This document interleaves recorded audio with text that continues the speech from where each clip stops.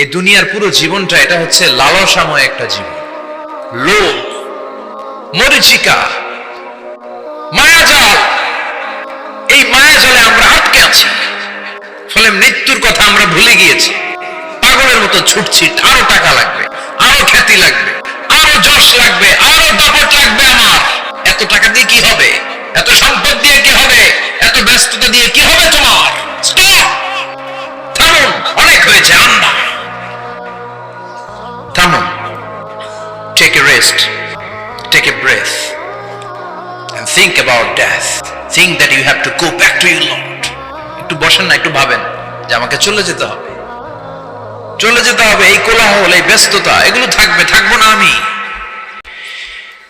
সাইয়েদনা ওমর ফারুক বলেছেন, মুতু ক্বাবলা আন তামুতু, মরার আগে একবার মরো। হাসিবু ক্বাবলা আন তুহাসাবু আলাইকুম, তোমার হিসাব নেওয়ার আগে তুমি একবার নিজের হিসাবটা করো না। কাগজ বের করে একটু লিখো না কি কি ভালো কাজ করছিলা, যেগুলো দিয়ে নাজাতের ওসিলা হতে পারে। 1 2 3, আর কি কি আকাম কুকাম করছো দেখো না, লিখে দেখো তোমার অবস্থাটা কি।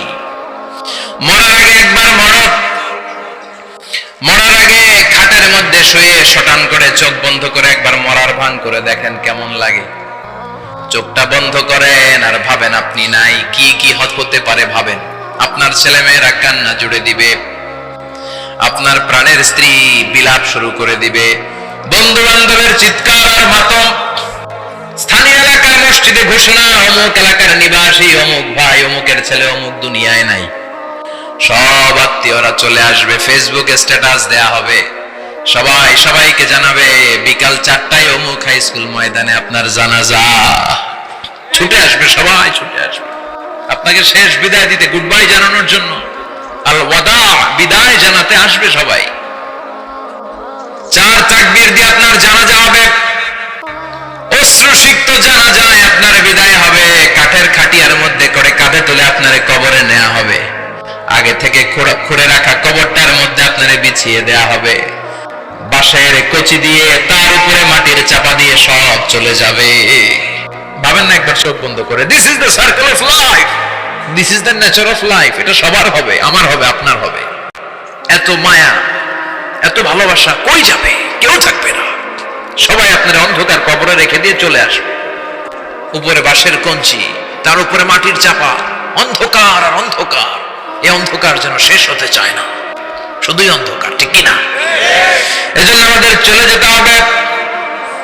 দাদা গেল, চাচা গেল, মামা গেল, আমাদেরকেও যেতে হবে, জোরে কোন ঠিক কিনা?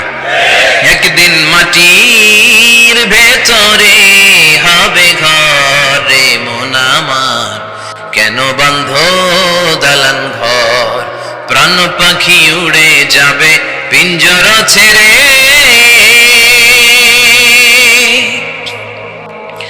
ধরা ধামে সবই রবে, তুমি যাবে চলে। বন্ধু বান্ধব যত, মাতা পিতা যারা সুত, সবই হবে তোমার পরে। মন আমার কেন বন্ধ দালান ঘর, একদিন মাটির ভেতরে হবে ঘরে মন আমার, কেন বন্ধ দালান ঘর, ঠিক কিনা? সব করে থাকবে, চলে যেতে হবে আমাদেরকে। এজন্য আখিরাতের কথা যেন আমাদের স্মরণ হয়। বিষ্ণুই বলতেন, নাহাইতুকুম আন জিয়ারাতিল কুবুর, আমি তোমাদেরকে কবর জিয়ারত করতে আগে নিষেধ করতাম, কিন্তু এখন নিষেধাজ্ঞা প্রত্যাহার করে নিলাম। এখন সব সময় তোমরা কবরের সামনে যাবা আর জিয়ারত করবা। কবরস্থানে জানতো বড়ুয়া কৃষ্ণপুরের এই গ্রামের কবরস্থান আছে কোন দিকে? পূর্ব দিকে আছে, গোখরার জলের ওদিকে। যান আপনারা, একটু যাবেন, একটু গেলে আখিরাতের কথাটা স্মরণ হবে। ওখানে ছোট শিশুরা শুয়ে আছে, কিশোর যুবকরা আছে, আপনার মতো তাগড়া যুবক মুরব্বীরা আছে। এরা এই এলাকায় থাকতো, এরা আকাশ থেকে নেমে আসে না, এই এলাকার সন্তান আজ নাই। একটা সার্টেন পিরিয়ড শেষে আপনিও থাকবেন না। This is the nature of life, this is the circle of life. ছোট্ট শিশু হয়ে এসেছিলেন, শৈশব, কৈশোর, যৌবন, প্রৌঢ়ত্ব। আগে ছিলেন সিঙ্গেল, বিয়ে করে হয়ে গেলেন ডবল। এরপরে আল্লাহ আপনাকে একটা মেয়ে দিল, এরপরে মেয়েকে বিয়ে দিয়ে শ্বশুর হলেন, এরপরে ওই মেয়ের ঘরে সন্তান হতে নানা হলেন। আর কতদিন? অনেক দিন হলো তো, অনেক লম্বা সময় পেয়েছেন আপনি। Think about death. এবার যাওয়ার কথা ভাবেন। আখিরাতের সামানের কথা ভাবেন, ফিরে যেতে হবে। কি শক্তিশালী যুবক, বার্ধক্য চলে আসলে লাঠি ছাড়া চলতে পারে না। কুচকুচে কালো দাড়ি সাদা হয়ে যায়, দাড়ির শুভ্রতা, বয়সের ভার, রং ধরা যৌবন জং ধরে শেষ, ঠিক কিনা? This is the circle of life. যুবক ভাইরা, এটাই জীবন, চলে যেতে হবে, কেউ থাকতে পারবে না, ঠিক কিনা? এটা রিমাইন্ডার আল্লাহ এই সূরার ভিতরে দিয়েছেন যে তোমাদেরকে ফিরে যেতে হবে, এই লোভ লালসা ছেড়ে দাও। রব্বুল আলামিন বলেন, আলহাকুমুত তাকাসুর হাত্তা যুরতুমুল মাকাবির। ও গোলাম, দুনিয়ার সম্পদ, লোভ লালসা তোদেরকে পাগল বানিয়ে দিয়েছে। এই লোভ পাগলামি কোনোদিন তোদের থামবে না যতদিন না তোরা কবরে ঢুকবি, ঠিক কিনা? কার কথা? আল্লাহ বললেন, দুনিয়ার সম্পদ আর লোভ আর মোহে তোমরা গাফেল হয়ে গিয়েছো। আখিরাতের কথা বেমালুম তোমরা ভুলে গিয়েছো, কিন্তু আখিরাতে তোমাদের যেতেই হবে, কবরের বাড়িতে তোমাদের ঢুকতেই হবে, ঠিক কিনা? যেতেই হবে, আমরা ভুলে যাই। আলহাকুমুত তাকাসুর, অতিরিক্ত পাওয়ার লোভ, বেশি বেশি খাওয়ার লোভ, বেশি বেশি জমানোর লোভ মানুষকে গাফেল বানিয়ে দিয়েছে। এটা মানুষের স্বভাব, আরো চাই আরো চাই, এই স্বভাবটা আছে না নাই? দেখবেন ছোট বাচ্চারা মসজিদের দোয়া অনুষ্ঠান শেষে জিলাপি দেয় না? বড় কৃষ্ণপুর কি দেয়? আগে বাতাসা দিত না, এখন কি দেয়? জিলাপি দেয়, মিষ্টি দেয়। তো মসজিদের 2-3 গেট থেকে যদি দেয়, ছোট বাচ্চারা দেখবেন এদিক দিয়ে কয়েকটা নিয়ে আবার ওই গেটে লাইন ধরে। ওর হাত হলো ছোট হাত, ওর হাত ভর্তি জিলাপি, আর নেওয়ার জায়গা নেই, এরপর আরেক জায়গায় লাইন ধরছে, আরো লাগবে আরো লাগবে, এই আরো আরো আরো চাই, এই স্বভাবটাই মানুষকে কুড়ে কুড়ে শেষ করে দিয়েছে। এত লাগবে কেন তোমার? চাহিদার কোনো শেষ নাই, unlimited demand of human being.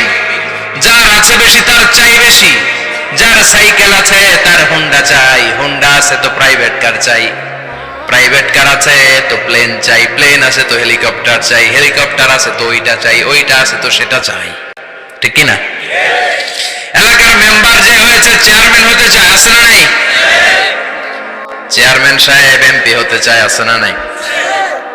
MP সাহেব মন্ত্রী হতে চায়, আছে না নাই? মন্ত্রী সাহেব প্রধানমন্ত্রী হতে চায়, আছে না নাই? কিন্তু এই দেশে সুযোগ নাই, কথা কন। এই দেশে প্রধানমন্ত্রী সিলেক্টেড, 2-3 জনের বাইরে কেউ প্রধানমন্ত্রী হতে পারবি না, ঠিক কিনা? আমার এই জীবনে তো আমি 2-3 জনই দেখলাম। বেগম খালেদা জিয়া, মাননীয় প্রধানমন্ত্রী শেখ হাসিনার ছোট্টবেলা দেখেছি এরশাদকে, আমরা তখন ছোট। তো মানুষের চাহিদার কোনো শেষ নাই, যার আছে বেশি তার চাই বেশি। এজন্য বিষ্ণু বলেছেন, উনজুরু ইলা মান হুয়া আসফালা মিন, তোমার চেয়ে যে খারাপ আছে ওর দিকে তাকাও। ওয়ালা তানজুর মান হুয়া আ'লা মিন, তোমার চেয়ে যে ভালো আছে ওর দিকে তাকায়ও না, তোমার চেয়ে যে খারাপ অবস্থানে আছে ওর দিকে তাকাও। অনেকে নিজের অবস্থান নিয়ে সুখী না, এরকম আছে না নাই? আল্লাহ আমার এটা দিল না রে, ওইটা দিল না রে, পাইলাম না রে, কিচ্ছু হয় না, কি করবো জীবনে, হতাশ। আসলে আছে কিন্তু অনেক, কিন্তু শুকরিয়া নাই, টাকা, ঠিক কিনা? নিজের অবস্থান নিয়ে সুখী না, কিন্তু অনেক লোক আছে তারা আপনার অবস্থানে পৌঁছতে চায়। তাদের দিকে তাকিয়ে দেখেন, আপনি যে অবস্থানে আছেন এই অবস্থানে পৌঁছাটা অনেকের কাছে স্বপ্ন। তারা প্রতিনিয়ত সংগ্রাম আর স্ট্রাগল করে যাচ্ছে আপনার অবস্থানে পৌঁছতে, আর আপনি এটা নিয়ে সন্তুষ্ট না। শেখ সাদির নাম শুনেছেন? বালাগাল উলা কাশাফাত দুজা, এই কবিতাটা রচয়িতা, ইরানের বিখ্যাত এক কবি। উনি একবার আর্থিক সমস্যার মধ্যে দিয়ে সময় কাটাচ্ছেন, টাকা নাই, পয়সা নাই, পায়ে দেওয়ার মতো জুতা নাই। উনি খুব দুঃখ পেলেন, হায় রে, আমি ইরানের এত বড় কবি, আমার পায়ে দেওয়ার মতো জুতা নাই। দুঃখ ভরা মন নিয়ে রাস্তায় হাঁটতে বেরোলেন। হাঁটতে হাঁটতে হঠাৎ দেখলেন একটা লোক শুয়ে শুয়ে কাঁদছে, ওই লোকটার 2টা পাই নাই, পাই নাই। উনি সিজদায় পড়ে গেলেন, আল্লাহর কাছে ক্ষমা চাইলেন, আল্লাহ অনেক দিয়েছো, শুকর আলহামদুলিল্লাহ। এজন্য যেই পরিস্থিতিতেই থাকি না কেন আমরা কি পড়বো? জোরে বলেন, কি পড়বো? এজন্য কানাআতু মিনাল ইসলাম, অল্পে তুষ্ট থাকার নাম হলো ইসলাম। সম্পদ লাগবে কিন্তু সম্পদের পাহাড় লাগবে না, ঠিক কিনা? অল্প খান, অল্প পড়েন, অল্প জামান, অল্পের ভেতরে বরকত ঢুকাইয়া দিছে কে? দেখবেন যাদের সম্পদ অল্প তারা সুখী বেশি। জরিপে এটা দেখা গিয়েছে, অনেক সার্ভেতে এটা এসেছে, যারা সম্পদশালী এরা দুঃখী বেশি। এদের দুঃখ বেশি, টেনশন বেশি, খুব স্বাভাবিক। টাকা যার বেশি, রোগ তার বেশি। টাকা যার বেশি, টেনশন তার বেশি। টাকা যার বেশি, ঘরে শান্তি তার কম। আছে না নাই? ঘরের ভেতরে অশান্তি, ছেলে কথা শোনে না, ছেলে টানে গাঞ্জা, মেয়ে করে পরকিয়া। আছে না নাই? স্ত্রী কথা শোনে না, ভালোবাসা নাই, ঘরটা জাহান্নামের টুকরা। রোগ বালাই, এক একটা হসপিটাল বিল পরিশোধ করতে মাসে 5 লাখ 10 লাখ। আছে না নাই? কিছু খেতে পারে না, ডাক্তার একেবারে ডায়েট মেনু বেঁধে দিয়েছে। Diet, very diet menu. এটা এটা এটা এটা কিছুই খাবেন না, শুধু গরু খাবেন না, খাসি খাবেন না, চিংড়ি খাবেন না, খালি ঘাস খাবেন। ইচ্ছে মতো ঘাস খাবেন, মানে ঘাস জাতীয় যত আইটেম আছে সব খাবেন। শাক খাবেন, সবজি খাবেন, সালাদ খাবেন। গরু, চিংড়ি, মুরগি, গোশত, ইলিশ কিছু খেতে পারে না। তাহলে রোগ বেশি, খাওয়ার মজা নাই, ঘরে সাংসারিক শান্তি নাই, খালি ব্যারাম আর ব্যারাম। ঠিক কিনা? কিন্তু সম্পদের পাহাড় ঘটেছে। আর অল্প যারা খায়, অল্প পড়ে, রিক্সাওয়ালা, কুলিওয়ালা, অল্প বেতনের চাকরি, কিন্তু হক হালালি মেনে চলে, দেখবেন শান্তি আছে অনেক। হ্যাঁ, বাসা ভাড়া দেয়, ফ্যামিলি চালায়, বাচ্চাদের স্কুল বিল, এরপরও মাস শেষে 1-2 হাজার টাকা হাতে থেকে যায়।